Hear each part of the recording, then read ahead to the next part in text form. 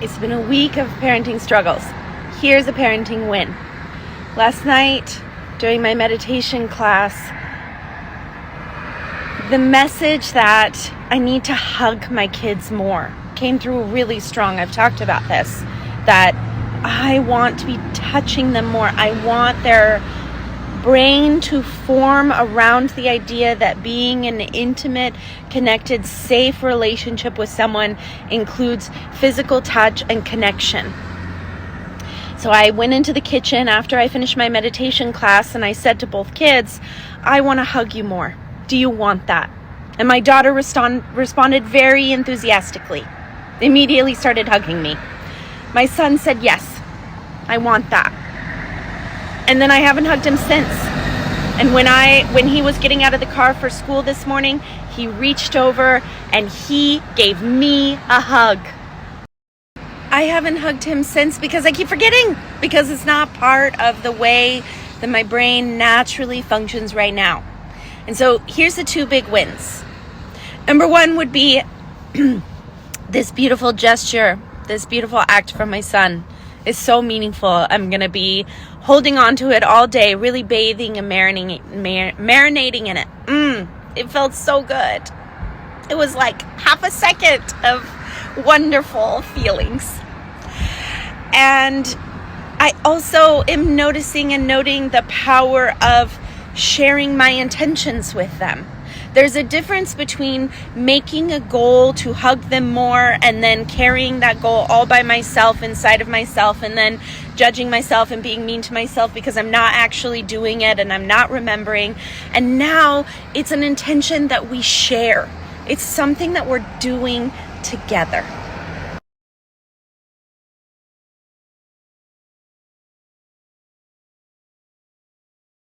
It's been a while since I've received a message like that. And what a wonderful thing that's been.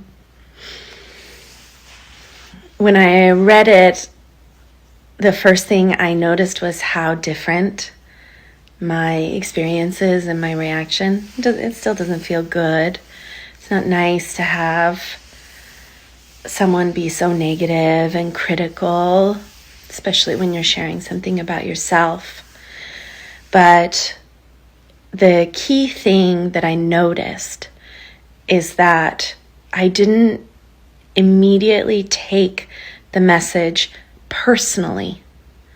I understand who I am, who I want to be.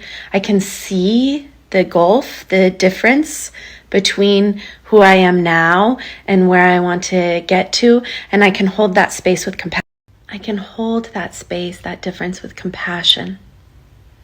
Compassion for myself as I am now, compassion for who I have been and how I've showed up in the world. My last mushroom journey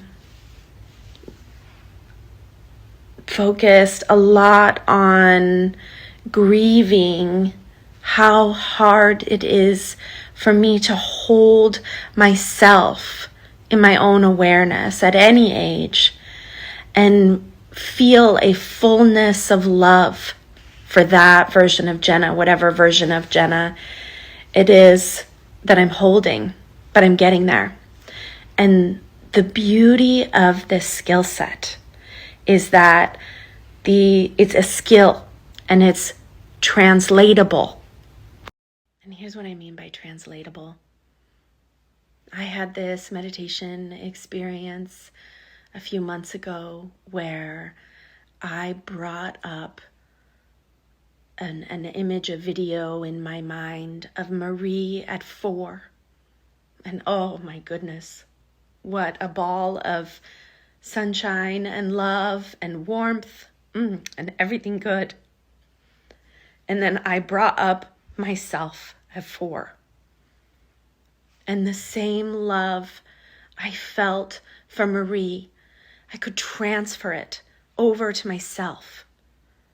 It's a skill. I can offer it. And when I read this message from this person, I felt love and compassion for their pain. I felt compassion and then I immediately blocked them because compassion and boundaries go hand in hand. Compassion, empathy, boundaries, love, they all work together. And when I read that message, I saw someone saying, I want things to be different than how they are. And fear. What if it never changes? What if it never gets better?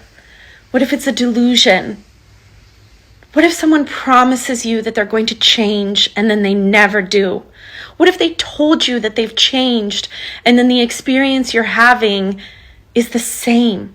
What do we do with that pain? It is hard to sit with. It's hard. I also know now, dear, dear troll, that is not your pain to carry. There is an experience of safety and connection and nervous system regulation and warmth and vitality that my kids will never experience. That experience over there.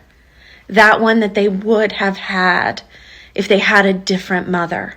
I can never go back and give them these things that I understand and am aware of now. That's my pain to carry. That's for me to carry. But what I know so deep down, all the way down to my core, is that it would never be too late for my mother to try. It is never too late to try, ever, ever. I'm going to try until the very end.